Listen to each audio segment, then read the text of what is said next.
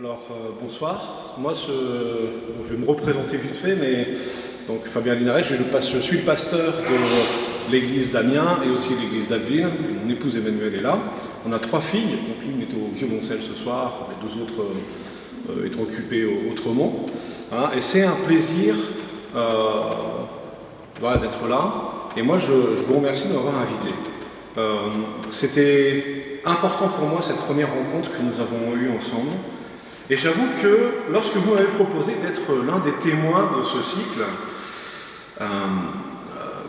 je dois avouer que j'étais enthousiasmé, je me suis dit, ouais, chouette. Et puis le temps passant, je me suis dit, oula, est-ce que tu es bien à ta place? Tu vas parler du Saint-Esprit, c'est un truc dangereux. Celui que j'ose appeler le Dieu oublié, pour reprendre l'expression de Francis Chan, qui a écrit un super bouquin intitulé Le Dieu oublié. Alors j'aimerais commencer par une question, en fait, toute simple. Alors, je ne sais pas si ça va marcher, sinon tant pis, voilà. Qui a expérimenté la présence et l'action de l'Esprit Saint dans le mois qui vient de se passer? Je vous demande juste, levez votre main si vous avez expérimenté et vécu la présence et l'action de l'Esprit Saint dans les mois qui viennent de se passer. Il y a presque tout le monde, donc j'ai fini. Non, c'est pas vrai. Je ne sais pas si vous êtes comme moi, mais moi j'ai souvent ressenti de la tristesse, non pas de la tristesse, de l'exaspération en lisant le livre des Actes. Qui ne s'est jamais senti comme un chrétien, vous savez, peu efficace à la lecture des biographies des grands serviteurs de Dieu? Qu'est-ce que les apôtres avaient que nous n'avons pas? C'est une vraie question. L'apôtre Pierre nous dit que, sachant avant tout qu'aucune prophétie de l'Écriture n'est une affaire d'interprétation personnelle, car ce n'est jamais par une volonté d'homme qu'une prophétie a été apportée, mais c'est poussé par le Saint-Esprit que des hommes ont parlé de la part de Dieu. Alors je ne sais pas si vous êtes comme moi, mais moi, je désire, plus que tout, voir Dieu à l'œuvre. Et je pense qu'aucun chrétien digne de ce nom ne renierait l'existence du Saint-Esprit. Pourtant, je suis sûr que nombre de croyants n'ont aucune idée ni de qui il est, ni vraiment de ce qu'il fait.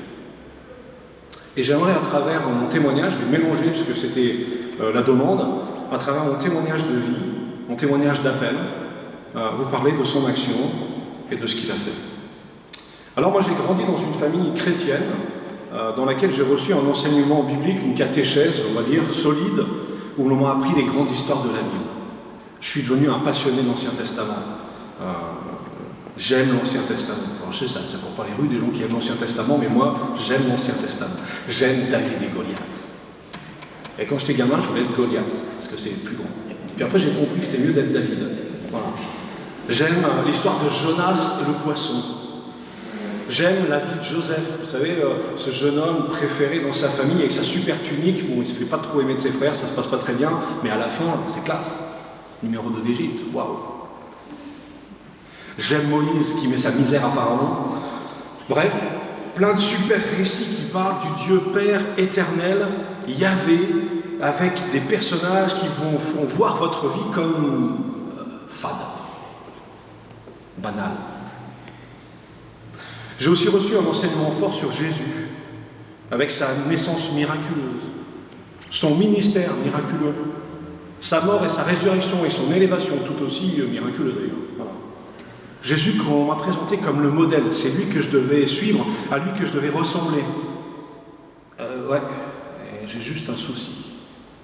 Parce que Jésus dit ceci, Amen, Amen, je vous le dis, celui qui met sa foi en moi fera lui aussi les œuvres que moi je fais, il en fera même de plus grandes encore, parce que moi je vais vers le Père et tout ce que vous demanderez en mon nom, je le ferai pour que le Père soit glorifié dans le Fils.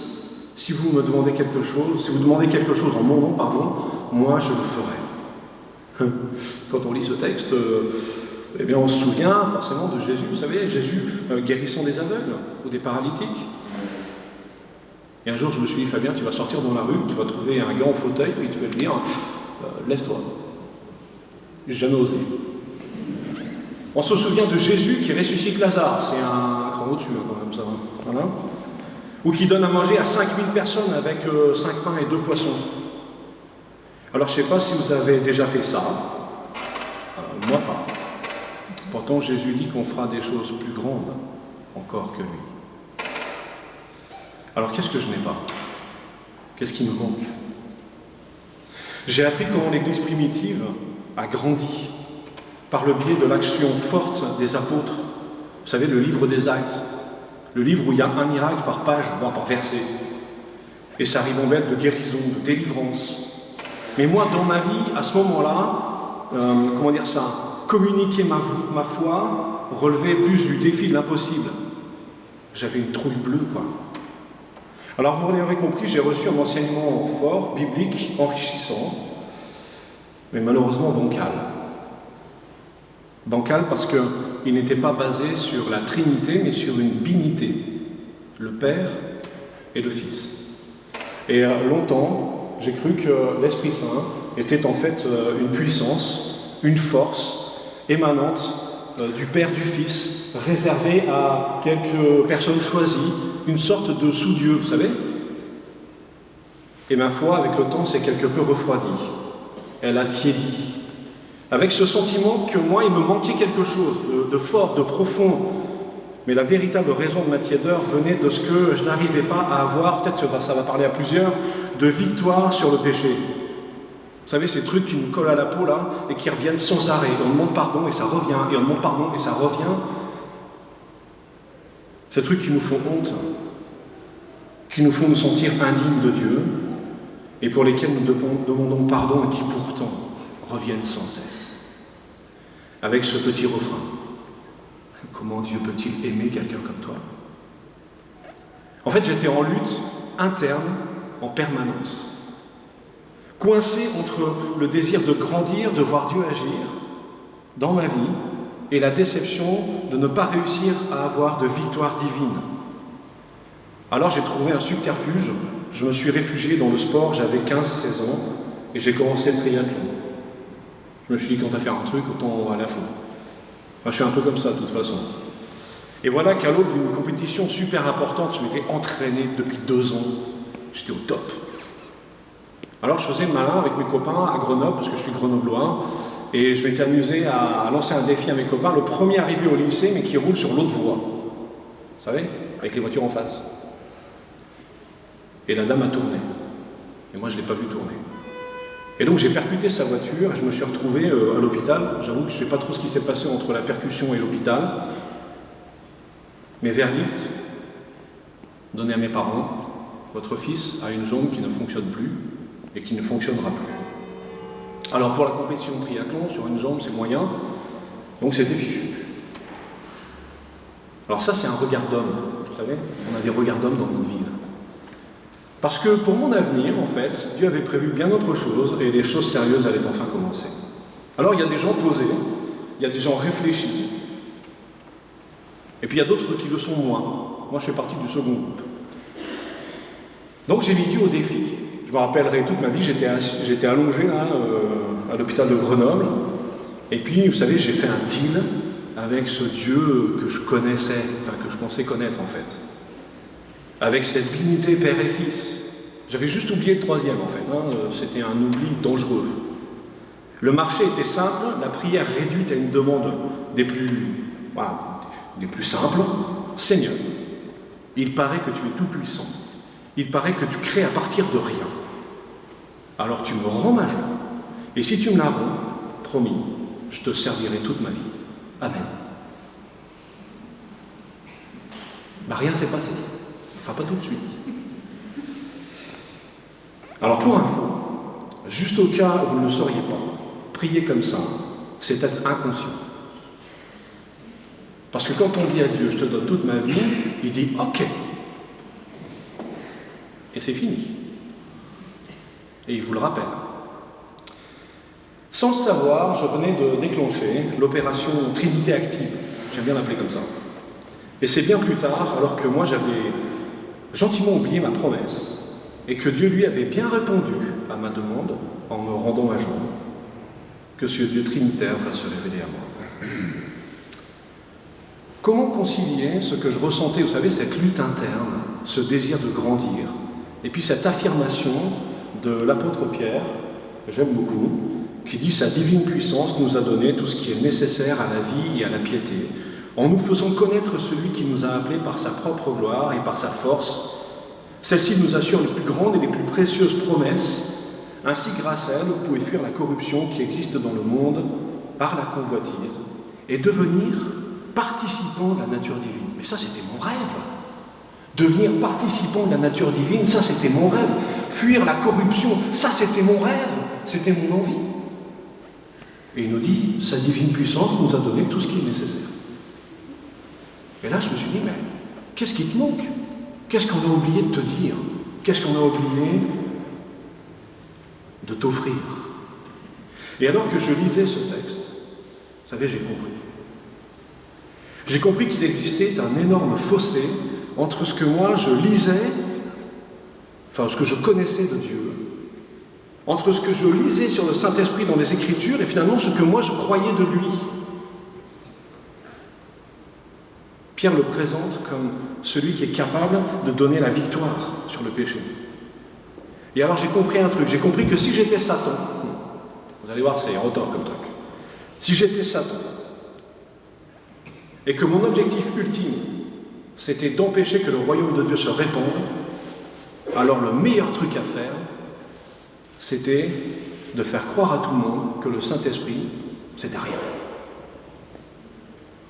Rien. De négliger l'Esprit Saint devant les chrétiens.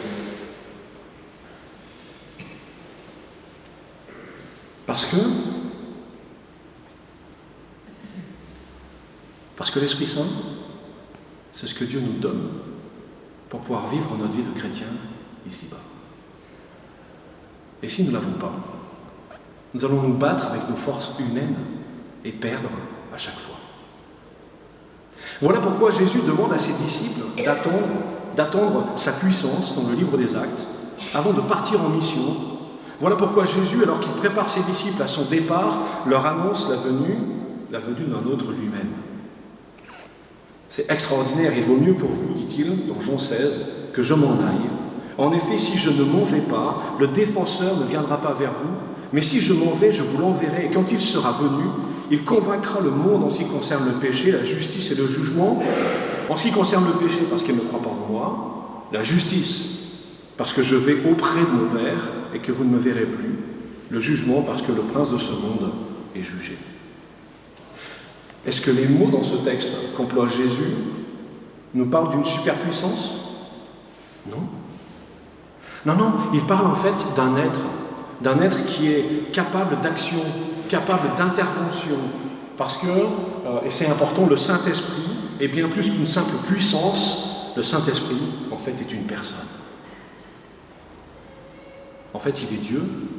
Il est celui qui permet à nos yeux de s'ouvrir et à nos cœurs de saisir qui est le Dieu de la Bible.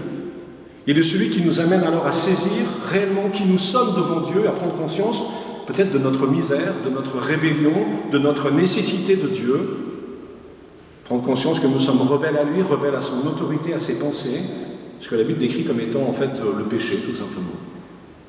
Vous savez, jusque-là, moi je pensais que j'avais découvert Dieu parce que j'étais né dans le bon milieu, dans la bonne famille, vous savez. C'était dû à mon héritage familial chrétien. Alors moi c'est énorme parce que dans ma famille c'était un peu spécial, parce que j'ai des grands-parents espagnols-italiens, du côté paternel, donc catholiques, pratiquants, fervents, puis de l'autre côté j'ai des huguenots, vous savez, ceux des Cévennes là. Voilà. Donc les repas de famille c'était comment dire, sympathique. Voilà. Je suis heureux qu'on ait cessé ça et que le communisme permette des rencontres plus apaisées. Mais il n'empêche que celui qui m'a le plus conduit dans ma foi, celui qui a le plus parlé de Dieu avec moi, c'était, parce qu'il est décédé, mon grand-père catholique, qui était fou amoureux de la Bible et qui avait une Bible, donc je ne sais pas combien de volumes, et chaque fois que je venais, on passait du temps à regarder sa Bible. C'était extraordinaire. Bref, je pensais que j'avais découvert Dieu grâce à cela. Grâce à cet héritage familial chrétien, grâce à l'instruction reçue pendant des années comme enfant. En fait, bref, je pensais que j'avais compris Dieu grâce à moi, vous savez, avec mes capacités, mon intellect. Mais quelle douche froide, quelle déconvenue pour ma fierté spirituelle de prendre conscience que finalement rien ne vient de moi, mais que tout était dû à l'action puissante de ce Dieu que j'ignorais, que j'avais oublié, celui qu'on appelle l'Esprit Saint. Parce que Jésus est clair là-dessus. Il nous dit que c'est lui qui nous convaincra de péché. Et sans lui, impossible de saisir qui je suis vraiment.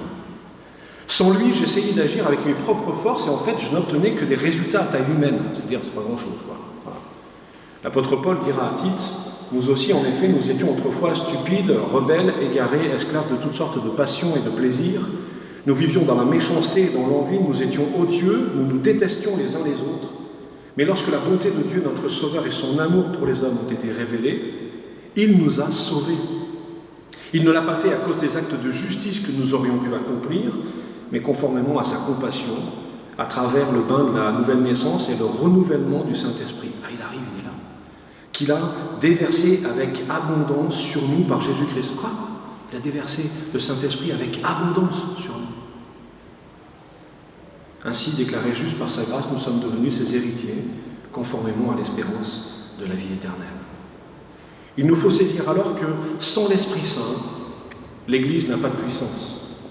Sans l'Esprit Saint, l'Église n'a pas la puissance nécessaire pour faire la différence dans ce monde, ni pour porter haut le beau message de l'Évangile.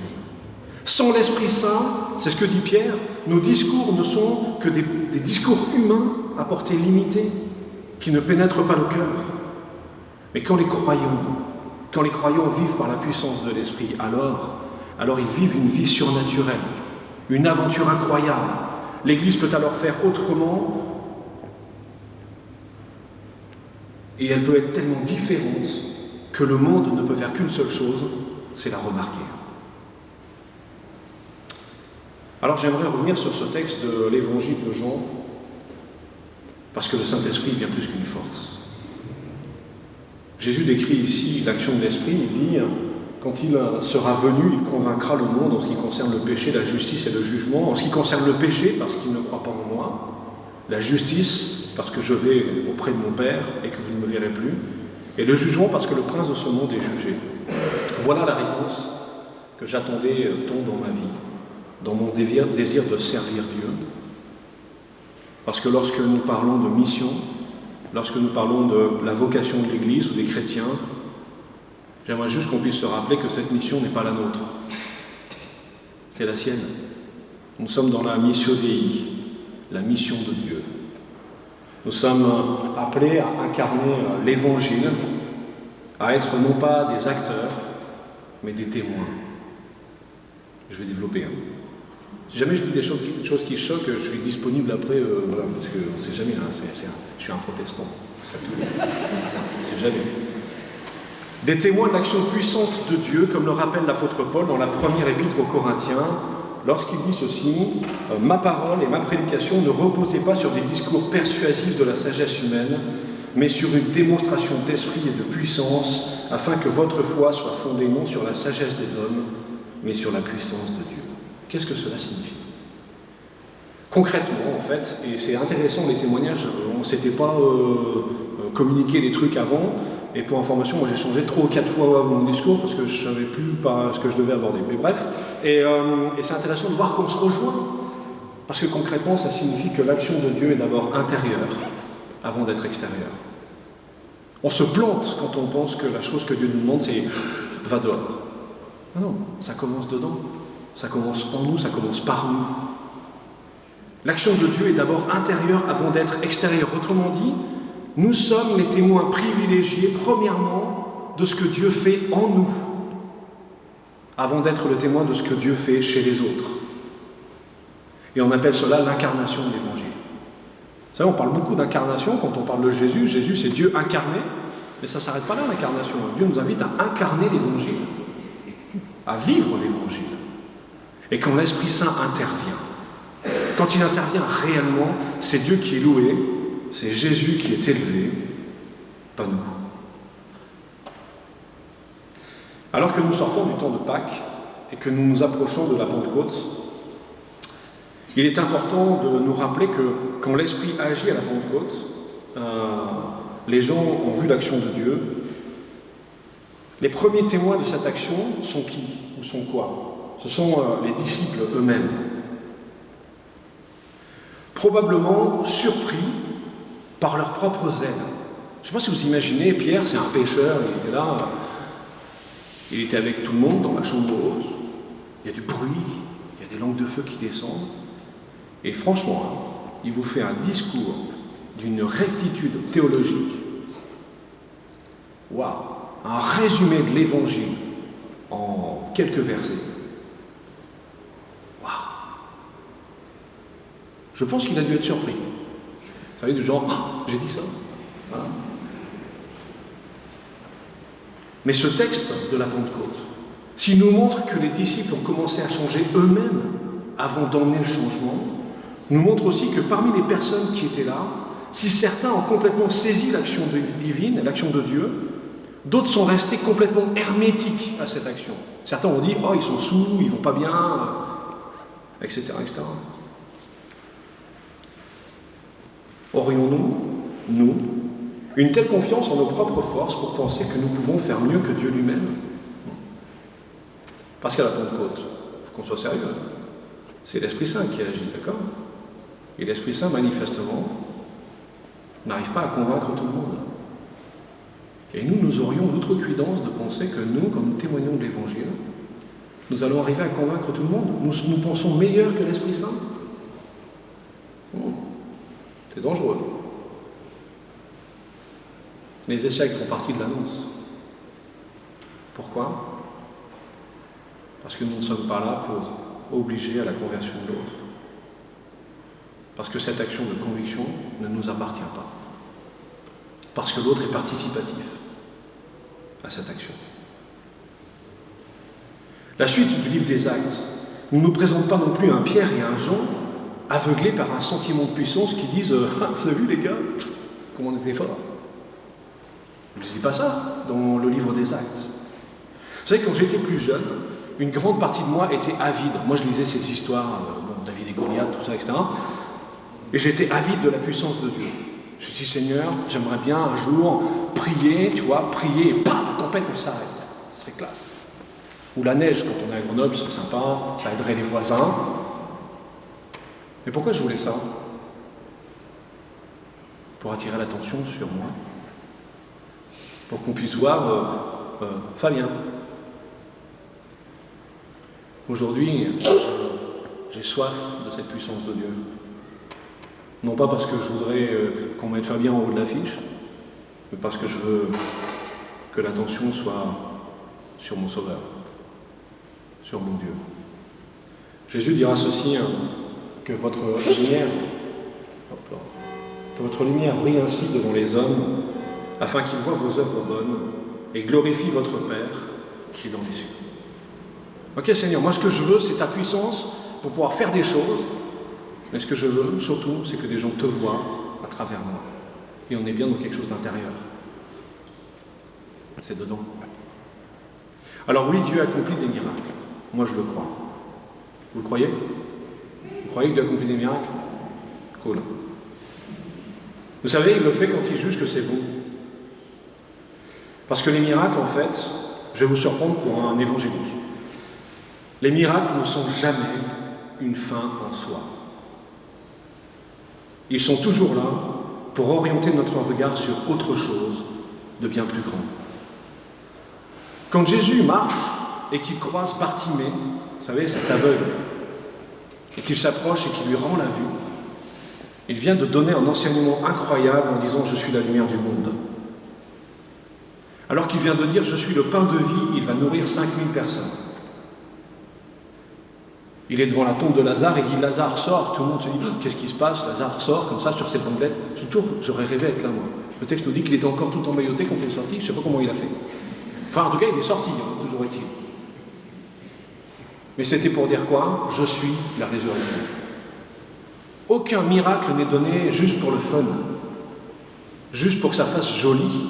Le miracle n'est qu'un moyen pour attirer le regard plus loin, et ce regard va vers notre Dieu. Et quand nous faisons des miracles, l'objet de notre énergie, de notre quête, nous ignorons en fait les priorités que Dieu place devant nous et nous lui imposons alors nos propres désirs. Je ne voudrais pas vous choquer ce soir, mais en la matière,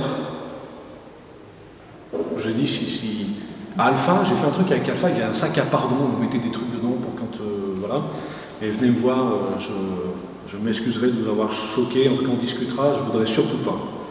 En tout cas, je ne veux pas vous choquer ce soir, mais en la matière, quand nous nous comportons comme ça, nous ressemblons à Satan dans la tentation de Jésus. Lorsqu'il a dit à Jésus, vas-y, saute, saute, saute, il t'arrivera rien, ton père il va faire descendre des anges, tout ça, etc. Ouais, Jésus, il aurait pu sauter. Moi, je suis sûr que son père aurait envoyé des anges, aucun problème. Je suis sûr que Jésus n'aurait pas heurté le sol comme ça, de plein fouet. Mais il a refusé de le faire parce qu'il ne voulait pas que son père fasse un miracle en étant forcé. Et il nous faut comprendre cette réalité-là. Nous devons fuir la tentation de demander à Dieu des miracles qu'il n'a jamais promis. Nous sommes plutôt appelés à nous concentrer sur les priorités qu'il nous a fixées dans la Bible et à demander au Saint-Esprit de nous donner sa puissance comme bon nous semble. Mais nous sommes tous appelés à lui demander de nous rendre capables de façon surnaturelle de l'aimer. Et vous allez voir, ce n'est pas une mince affaire, de tout notre cœur, de toute notre force, de toute notre pensée, et d'aimer notre prochain comme nous-mêmes. Et rien que ça, tous les jours. C'est un miracle. Car bien plus qu'une force ou qu'une simple puissance, l'Esprit Saint est un transformateur. Et nous avons aussi besoin de chercher dans son action dans notre vie quotidienne. Vous savez, il m'est arrivé après une action puissante de Dieu de vouloir renouveler l'expérience. Ça ne vous est jamais arrivé? Vous avez vécu un truc de fou, vous vous dites « je voudrais bien encore ». Vous savez, un peu comme un gosse qui a vu un tour de magie et qui dit « encore ». Voilà. Alors moi j'ai vécu ça il n'y a pas très longtemps. Dans le cadre de mon ministère, j'ai été appelé par les soins palliatifs pour aller voir une personne en fin de vie. J'ai toujours de l'appréhension quand j'y vais. C'est toujours compliqué. Voilà.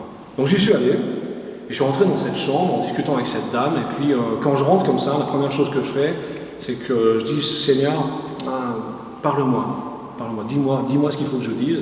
L'Esprit Saint vient à mon secours maintenant. Et j'étais en train de prier, tout ça, et il y a le mot pardon qui arrive. Ça vous est déjà arrivé d'avoir des trucs qui arrivent comme ça, que je ne sois pas tout seul? Merci beaucoup. Et donc, on a commencé à discuter, tout ça, et puis je me suis dit, mon Seigneur, tu m'as dit pardon, il faut que j'arrive à le placer dans le truc maintenant, voilà, tout ça, on a discuté, parlé de sa vie, etc. Et puis à un moment donné, il y a plein de choses qui sont sorties, et je lui ai dit, mais vous ne pensez pas que ça serait bien, là, que vous puissiez demander pardon, parce que, en fait, mon frère, j'étais avec elle, et puis il y a un soignant qui est rentré, et vu comment elle a parlé au soignant, je me suis dit, waouh, il y a un problème. Et je lui dis, mais rien qu'avec le soignant qui est venu juste vous apporter un verre d'eau, que vous avez envoyé promener en l'insultant, est-ce que vous ne pensez pas que là, il y a un problème? Et puis on a discuté, elle a fondu en larmes, elle a demandé pardon au Seigneur, elle a demandé pardon pour avoir maltraité sa famille, ses enfants, etc. C'était énorme. Moi, je ne savais plus où me mettre dans la chambre, je me suis dit, oh là, tu viens pour la remonter, et puis en fait, Bon, bref, voilà. Et puis je suis parti. Parce que je suis courageux. Et je suis parti. Et puis je suis retourné la voir plusieurs fois, comme ça on a bien discuté, et puis son état allait mieux. Mais comme ça, il y a toujours un soin palliatif, donc voilà. Et puis un jour, je suis arrivé, tranquille, quand on y va depuis longtemps, on prend ses habitudes, et donc je suis rentré comme ça, je suis arrivé vers la chambre, je fais toc-toc, j'ai entendu entrer, je suis rentré, et là je me suis dit, c'est plus la dame. Alors j'ai eu peur, j'ai fermé la porte, et vous savez, à ce moment-là, on pense à un truc, on n'ose pas demander aux infirmiers où elle est. Parce que c'est quand même les soins palliatifs. Et donc, j'ai tapé au bureau des infirmières, la dame qui était là, elle est où? Elles m'ont dit, elle est rentrée chez elle, elle va beaucoup mieux. Alors je suis reparti, je me suis dit, waouh, Seigneur, c'est beau. J'en voudrais un autre comme ça. Ah, mais vous savez, quand on est... Ça stimule, hein. Et donc j'attendais avec impatience, c'est dramatique, l'appel de l'hôpital, pour me dire j'y retourne. Et l'appel a eu lieu. Et je suis retourné. Et le lendemain, on m'a appelé pour me dire que le monsieur était décédé. La douche froide. Je dis, Seigneur, vous savez ce que j'ai appris? C'est que Dieu fait rarement les choses comme d'hab. Il fait rarement les choses comme d'habitude. Parce qu'on a un problème avec le Saint-Esprit, c'est qu'il est créateur. Et comme il est créateur, ça signifie qu'il est créatif. Et le problème avec les créatifs, il y en a quelques-uns ici des créatifs. Ah Béné, c'est quoi le problème avec les créatifs? Eh bien les créatifs, ils font jamais des trucs pareils. Ils font jamais des œuvres qui se reproduisent, ils font des œuvres uniques. Eh bien Dieu c'est pareil. Il fait des œuvres uniques. Et si on veut reproduire le miracle à l'infini, ça ne marche pas. Il n'y a pas de miracle à la chaîne, avec une recette. Je fais ci, je fais ça, je fais la bonne prière, et paf, le miracle. Il n'y a pas ça. Pourquoi? Parce que Dieu n'est pas, le Saint-Esprit n'est pas une puissance dont nous pouvons user comme bon nous semble. L'Esprit de Dieu est un être qui exige notre soumission à sa direction, parce qu'il est Dieu. Et entrer dans la mission de Dieu, c'est entrer non pas dans mon projet à moi, celui qui me tient à cœur, mais dans celui de Dieu. Vous savez, je n'ai jamais rêvé d'être pasteur. Et franchement, quand j'avais 15-16 ans, on m'aurait dit, Fabien, tu vas être pasteur, je pense que je serais parti mort de rire. C'était pas mon projet. Et même quand je suis rentré à la fac de théologie, j'y suis rentré pour être musicien chrétien. Moi, je ne voulais pas d'église. Ça s'est passé autrement après. Entrer dans la mission de Dieu, c'est entrer non pas dans mon projet, mais dans celui de Dieu. Et cela signifie que la question n'est pas tant de désirer avoir une puissance que de désirer être dirigé par lui. Et je crois honnêtement que bien souvent, quand nous disons vouloir être conduit par l'Esprit, en fait, on est effrayé par cette réalité. Qui n'est pas effrayé par être conduit par l'Esprit? Moi, je flippe. J'ai peur. Quand je me dis, Seigneur, je voudrais te suivre, pas trop loin. Vous savez, il y a des astérix en bas du contrat pour dire on limite la casse. Parce que qu'est-ce que ça implique? Et s'il nous demandait d'abandonner quelque chose que nous ne sommes pas prêts à lâcher? Ça arrive. Et s'il nous conduisait là où on ne veut pas aller? Ça arrive aussi. Et s'il nous demandait de changer de travail, pire même, de le quitter pour le suivre, de déménager? Est-ce que nous sommes prêts à nous abandonner à lui, peu importe où il veut nous emmener? Et je me suis posé cette question, qu'est-ce qui m'empêchait d'entrer dans ce projet de vie, de me laisser conduire par l'Esprit? En fait, c'est la peur. J'avais peur. Vous savez pourquoi j'avais peur? Parce que l'Esprit du Dieu vivant nous propose rarement les choix que nous aurions faits. C'est quand même mal foutu. Et il nous demande à chaque fois d'aller là où on n'a pas prévu d'aller. Moi, je lui avais dit, Seigneur, je ne veux jamais être pasteur. Il y a un mot qu'il ne faut jamais faire, c'est jamais. Pas ni c'est le vocabulaire chrétien. C'est avec le Saint-Esprit, quand on dit je ne veux jamais, on y va quand même. Ça marche comme ça. Donc depuis, je dis je ne me sens pas à l'aise, ou voilà, je trouve et ça ne marche pas. Voilà. Pourquoi? Et c'est peut-être difficile, mais parce que l'Esprit nous conduit sur le chemin de la croix. Tout comme il a conduit Jésus sur le chemin de la croix, et la croix, la vôtre, la mienne, ce n'est pas l'endroit le plus agréable où on aime être. Alors si je m'arrête là, je vous donne toutes les raisons pour ne pas vouloir ce Dieu oublié. Jamais du Saint-Esprit, je m'en vais. Mais quel est son but en agissant ainsi? C'est de nous rendre malléables et de nous faire entrer dans l'histoire de Dieu. Vous savez pourquoi? Parce qu'on va tuer une idée fausse. Ce n'est pas Dieu qui entre dans notre histoire. C'est nous qui entrons dans la sienne. Dieu n'est pas le petit Dieu de mon histoire, c'est le grand Dieu de l'histoire. Et quand il me fait entrer dans son histoire, il me fait rejoindre la longue liste de celles et ceux qui se sont appelés disciples et qui ont permis que la foi chrétienne arrive aujourd'hui, là, à Amiens, sans encombre. Eh ouais. Voilà pourquoi le Saint-Esprit de Dieu nous façonne pour que nous devenions la personne que nous sommes censés être afin d'accomplir les œuvres que Dieu a préparées d'avance pour nous. Et ce processus, souvent incroyablement douloureux, nous dépouille de notre égoïsme, de notre orgueil et de notre peur. Alors pour moi, ce fut en 2 temps. À 18 ans, parce que c'est comme ça, j'ai 44 ans et 22 ans de ministère. À 18 ans, j'ai eu le désir de servir Dieu et sur les conseils d'un ami, je suis parti à Paris faire mes études en théologie. Et dans mon cursus, on mettait pratique et connaissance ensemble. Alors j'avais un stage annuel à faire. Vous savez, c'était génial, il y avait une chorale. Quand on est musicien, une chorale, c'est le pied, le stage annuel. Il était tranquille. La première année, j'ai fait chorale. On m'a rien dit. J'ai joué de la batterie, la flûte et la basse et tout ça, et puis j'étais content. La deuxième année, on m'a dit, Fabien, c'est quoi ton stage annuel? J'ai dit, ah, il y a un choral. Et on m'a dit, oui, oui, il y a une chorale, tu peux être bénévole dans la chorale, mais c'est pas ton stage annuel. Alors j'ai dit, oh j'ai fait la chorale en musicien, je peux faire la chorale en chanteur, c'est pas le même stage. On m'a dit, oh, non, non, non, on aimerait bien que tu essayes le ministère pastoral. Oh, j'avais 19 ans. J'arrive, mais ça va pas. Non, moi, je me sens pas du tout à l'aise, hein. Moi, j'y vais pas. Une église, j'ai jamais demandé à aller dans une église, moi. Non, non, non, non, non, non, non.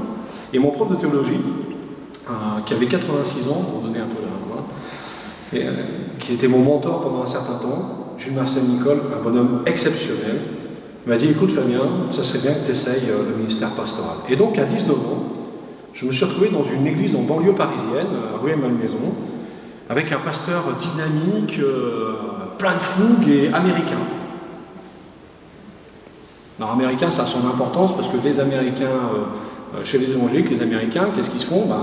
Pour être payés, pour être soutenus, ils repartent aux États-Unis chercher leur soutien.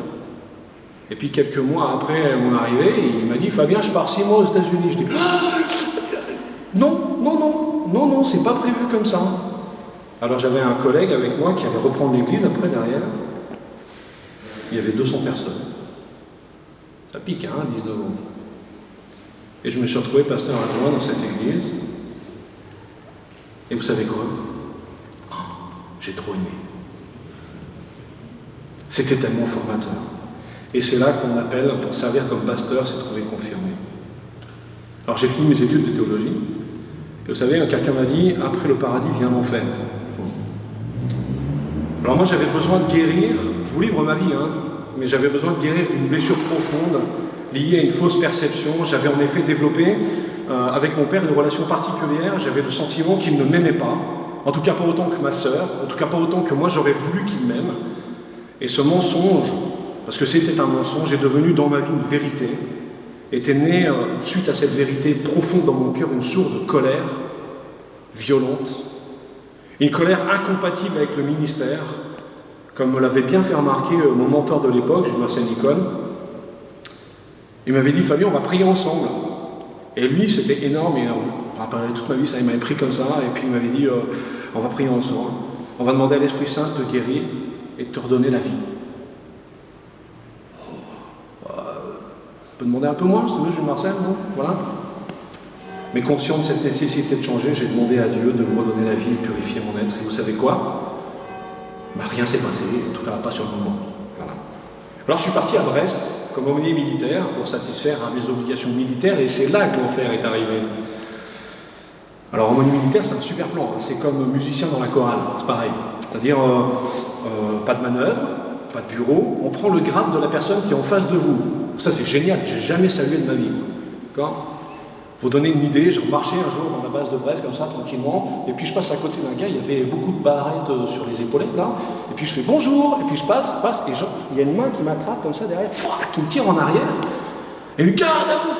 Je ne savais plus comment faire et tout ça, et le seul truc que j'ai fait, c'est que dans ma poche, j'avais la petite croix, là, tac, j'ai tac sur le petit blason, sur le scratch, elle s'est collée, et c'était un truc immense. Le monsieur devant moi, il a fait... Et j'ai dit, waouh! Ça n'a pas duré longtemps. Parce que je me suis, comment dire ça, avec mon caractère, attrapé avec mon supérieur hiérarchique, qui était un aumônier militaire. Il a décroché son téléphone. Et donc, je suis passé du statut d'aumônier à celui de plante verte. Alors, plante verte, ce terme affectueux, désigne en fait les fusiliers commandos marins. Les marins sont en bleu. Les fusiliers commandos marins, vous savez, ceux qui défendent, sont en vert. Et donc j'ai atterri dans les plantes vertes. Et pour ma part, la mission était simple, garder la base de Brest, et au menu de 8 mois qui sont restés, entraînement intensif, parcours commando, bref, des vacances. Et c'est là que Dieu m'a transformé, préparé. C'est là que mon orgueil a été anéanti, ma colère est devenue une paix. Et ce jour-là, j'ai compris que j'avais transformé un mensonge en vérité et que cette pseudo-vérité avait fortement impacté ma vie. Ce jour-là, j'ai compris aussi que si j'étais en vie et si je suis là devant vous ce soir, c'est parce que tout au long de ma vie, depuis mon enfance, parce que j'en ai fait quand même quelques-unes de blagues à mes parents, enfin blagues, voilà. Si je suis en vie, c'est parce que Dieu a veillé sur moi. J'aurais pu mourir plein de fois. J'ai repoussé les extrêmes plein de fois dans mon histoire.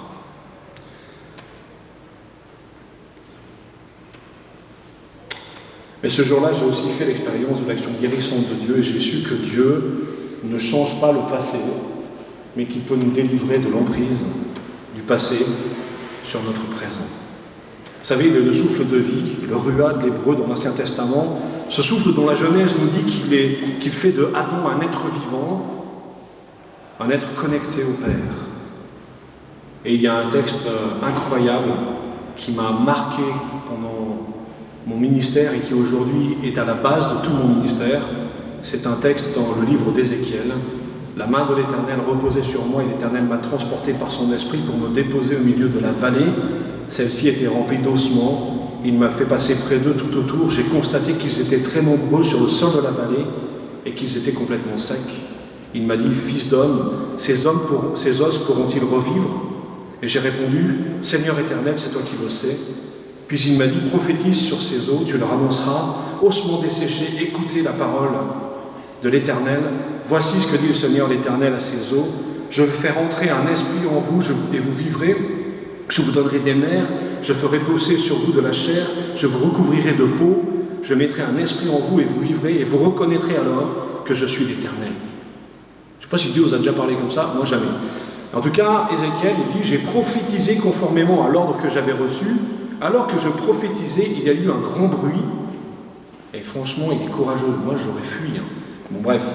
Un mouvement s'est produit, les os se sont rapprochés les uns des autres. J'ai regardé et j'ai vu qu'il leur apparaissait des nerfs.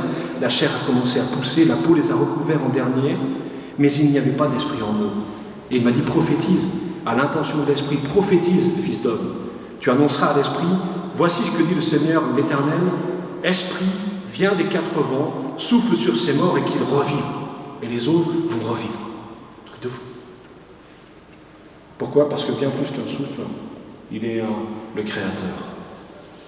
Alors que nous étions, Emmanuel et moi, engagés comme couple pastoral dans un camp de jeunes, on avait bossé toute la nuit pour préparer un spectacle d'évangélisation. Et certains avaient fait des chorégraphies. Certains avaient fait aussi des chants, et puis d'autres des marionnettes. Vous savez. Et puis le jour J, on est allé, c'était au Gros du Roi, sur la plage, avec notre castelet fait de tuyaux de PVC, de draps, de tout ça, etc. Et puis les jeunes devaient, vous savez, ils devaient faire un spectacle de marionnettes. Et on était en train d'installer, d'un coup le vent s'est levé, le truc qui menaçait de s'envoler, tout ça, les jeunes étaient dépités. Et il y a un des jeunes qui a dit, et si on priait? J'ai dit, ouais, super. Alors vous imaginez la scène, là, au Gros du Roi, 10 bonhommes qui tiennent un truc qui menace de s'envoler, genoux dans le sable, en train de prier. Et le gars à côté de moi qui se lance dans une espèce de prière bizarre, Esprit Saint, souffle de Dieu, vent venu du ciel, chasse cette tempête et donne-nous de manifester la gloire du Père et du Fils. Amen. Je me suis dit, ouais, il est chaud lui. Et à un moment donné, on a senti le vent se calmer. Et alors on a levé les yeux, et c'était énorme. Et on a vu, au loin, vous savez, c'est énorme, vous avez la mer comme ça, les nuages noirs qui s'amoncellent, on voit le rideau d'eau qui descend, et ça s'est coupé en deux. C'est passé d'un côté, c'est passé de l'autre, le soleil est venu, et les jeunes, ils ont pu présenter leur spectacle dans une quarantaine d'enfants. Un truc incroyable. Et quand on est rentré, c'était tout ça, ouais, t'as vu, Dieu il est puissant, Dieu il est fort. Mais qu'est-ce que ce jeune avait compris que j'apprenais à mon tour sur cette plage? J'avais compris que le rôle de l'Esprit Saint est de glorifier le Père et le Fils. Alors, au début de notre conférence, et je vais terminer avec ça, j'ai cité ce texte de Jean où Jésus nous annonce que nous allons faire des œuvres plus grandes que les siennes. Qu'est-ce que Jésus voulait dire par là? Lui, il a nourri la foule avec 5 pains et 2 poissons. C'est un truc qui a ruiné aux choses. Guéri des malades, ressuscité Lazare. Mais qu'est-ce qu'on peut faire de plus grand? À votre avis? Qu'est-ce qu'on peut faire de plus grand?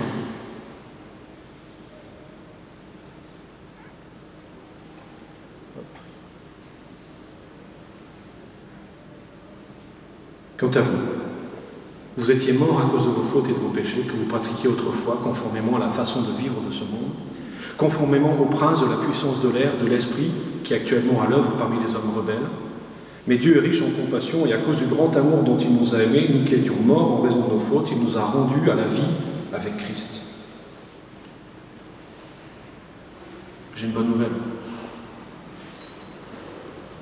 Dieu nous appelle à faire des résurrections. Et ouais. Parce que quand l'Esprit de Dieu entre dans quelqu'un, il ressuscite. Quand l'Esprit de Dieu prend possession de mon âme, je ressuscite. J'étais mort spirituellement, je deviens vivant spirituellement. Je ressuscite. Nous sommes appelés à être des témoins de la résurrection. C'est notre appel. Notre mission d'être les témoins du Père, du Fils et de l'Esprit. Pour vous donner une idée, la semaine dernière, je dis à Abbeville, une jeune femme qui accompagne les personnes âgées est venue me voir, elle était en pleurs, parce qu'une de ses patientes qu'elle accompagnait venait de faire un AVC. C'était jeudi dernier. Cette dame avait déjà fait un AVC, elle était un peu handicapée, et elle venait dans cette seconde attaque de perdre la parole. Et elle est venue en pleurs en me disant « mais c'est celle avec qui j'ai le plus de liens, c'est pas possible, etc. » Et il y avait son conjoint qui était à côté et qui me dit « mais Fabien, de toute façon, il ne reste plus que la prière. » J'ai dit « oui, d'accord, ouais, mais qu'est-ce qu'on prie ?» Je ne sais pas trop, qu'elle aille mieux, tout ça, etc. Et je leur ai dit, écoutez, Dieu, c'est un Dieu de communication. C'est un Dieu qui parle. Le projet de Dieu, c'est pas qu'on soit privé de la parole. Parce que Dieu, il veut qu'on communique ensemble. Alors je leur ai dit, écoutez, on va demander au Saint-Esprit de redonner vie aux cellules touchées de cette personne pour qu'elle retrouve l'usage de la parole. On a prié ensemble. Et moi, je suis parti parce qu'on avait besoin d'aller à Chinon pour le décès de la grand-mère de Manu. Et samedi, j'ai reçu un coup de fil. La jeune femme d'Abbeville m'a appelé en me disant « Notre Père Céleste fait des trucs de fou. » Alors je lui ai dit « Oula, qu'est-ce qui s'est passé ?» La dame a intégralement retrouvé ses capacités. Elle a retrouvé sa parole, mais elle a retrouvé toutes les capacités perdues sur le premier AVC. À tel point que les médecins se demandent comment ça a pu arriver. Et j'ai dit à la jeune femme qui est venue me voir de dire à cette dame et à ses médecins que le hasard porte un nom, il s'appelle Dieu. Alors peut-être que nous pensons ne pas être à la hauteur de la tâche, peut-être que nous pensons que c'est trop engageant pour nous que d'être des témoins de l'action de Dieu et de la résurrection. Mais j'ai une bonne et une mauvaise nouvelle, et je termine vraiment avec ça, c'est que Jésus nous dit ceci, ce n'est pas vous qui m'avez choisi, c'est moi qui vous ai choisi et institué pour que vous, c'est-à-dire vous et moi, vous alliez, que vous portiez du fruit, et que votre fruit demeure, afin que le Père vous donne tout ce que vous lui demanderez en mon nom. Être chrétien implique d'être témoin. Être chrétien implique une chose, c'est de dire à l'Esprit Saint, me voici, envoie-moi. Amen.